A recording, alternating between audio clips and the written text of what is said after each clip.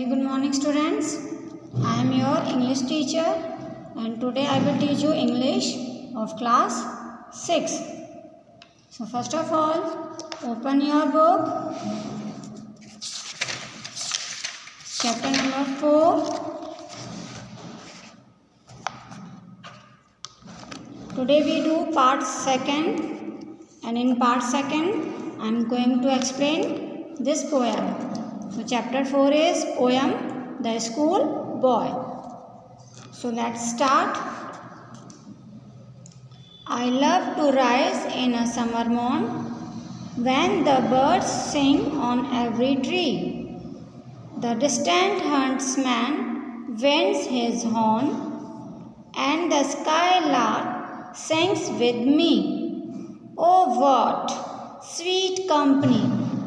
बच्चों, इसका मीनिंग ये है कि मुझे गर्मियों की सुबह उठना अच्छा लगता है जब चिड़ियाँ हर पेड़ पर चहचहाती हैं या गाना गाती हैं और हवाएं दूर से ही शिकारी के होने का आभास करा देती हैं।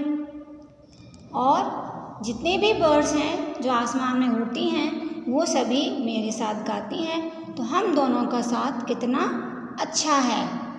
कि जब गर्मियों की सुबह में उठता हूँ तो ये सब मेरे साथ होता है, तो कितना अच्छा साथ होता है हम दोनों का, बर्ड्स का और मेरा। इसी तरह से देखिए बच्चों, but to go to school in a summer morn, oh it drives all joy away. ये पोयम देखो एक स्कूल बॉय की है।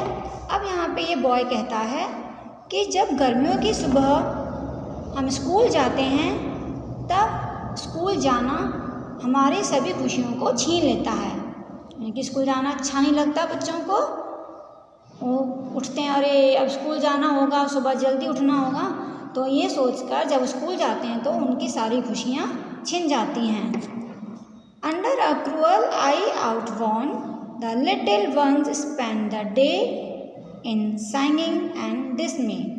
कि जो छोटे बच्चे हैं वो पूरा दिन अपने दुखी होकर और चिंतित होकर जो स्ट्रिक्ट टीचर होते हैं उनकी निगरानी में गुजार देते हैं। Then at times I drooping sit, ओ एक वो समय जब मैं कुछ झुककर बैठ जाती हूँ। जैसे हम बैठते हैं तो थक जाते हैं तो थोड़ा झुक जाते हैं, तो इस तरह से वो जब झुककर बैठता है तो वो समय, और and spend many an anxious hour, और जो हमारे परेशानी वाले घंटे हैं उन्हें वो इसी तरह से झुककर बैठकर बिता देता है। Nor in my book can I take delight, nor sit in learning's bower, nor through with the dreary shower. अब बॉय कहता है कि मुझे ना तो बुक में कोई खुशी मिलती है और ना ही मुझे स्कूल में बैठकर पढ़ने में खुशी मिलती है, और ना ही वो बोरिंग लेक्चर सुनने में। जो पीरियड होते हैं स्कूल में वो बहुत बोरिंग लगते हैं उसे, तो उसे सुनने में उसे खुशी नहीं मिलती। अब देखिए आगे क्या कहता है बॉय।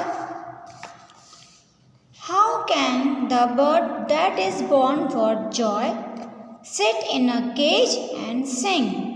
देखिए इस स्टैंजा में बॉय अपने आप को बर्ड से कंपेयर कर रहा है।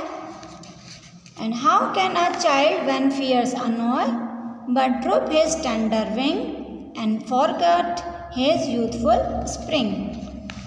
कि वो चिड़िया जिसका जन्म खुशी मनाने के लिए हुआ है तो वो पिंजरे में कैसे बैठ सकती है और वो गा सकती है।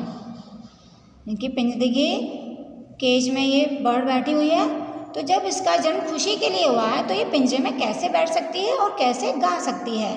तो इसी तरह कि जो बच्चा है वो डर के मारे अपने यूथफुल को, यानी कि जो उसकी मतलब जो खुशी मनाने का समय है वो उसको नहीं जी पाता, क्योंकि पढ़ाई की वजह से उसे डर है, डरता है वो, तो वो अपना जो खुशी वाला जीवन है वो भी नहीं जी पाता। O father and mother if birds are nipped and blossom blown away. जब फादर और मदर मुझे चुटकी काटते हैं तो मेरी सारी खुशियाँ चली जाती हैं। And if the tender plants are stripped of their joy in the springing day, जिस तरह जो एक मुलायम पौधा होता है उसकी खुशियाँ स्प्रिंग डे से छीन ली जाती हैं बाय सॉरो एंड केयर्स, जिसमें दुखी होने के कारण और चिंतित होने के कारण उसकी सारी खुशियाँ छीन ली जाती हैं।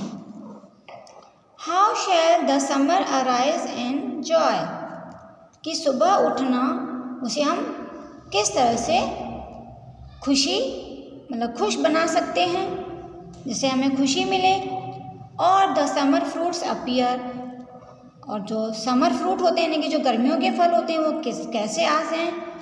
और shall be gather what Greaves destroy, और हम किस तरह से उन सभी दुखों को इकट्ठा करके ख़त्म कर सकते हैं। और ब्लेस द मेलोइंग ईयर, और हम पूरे साल को किस तरह से अच्छा बना सकते हैं। When the blast of winter appear, जब सर्दियाँ शुरू होंगी, जिससे कि सर्दियाँ शुरू हो जाएं।